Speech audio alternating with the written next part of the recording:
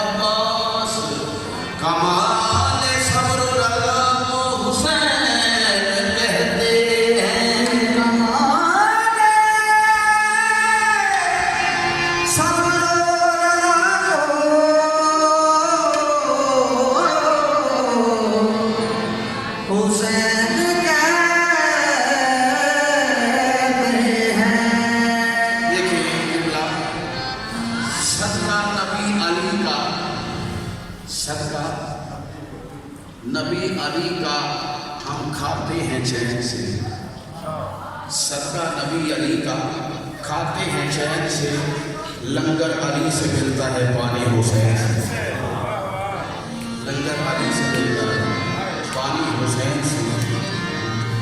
क्योंकि हुसैन वो है जिसे अर्श से मिला जोड़ा,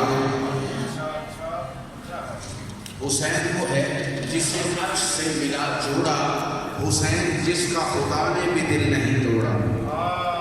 नबी के कांधे में चढ़ के हुसैन ने एराज, जिधर को चाहा उधर कायनात को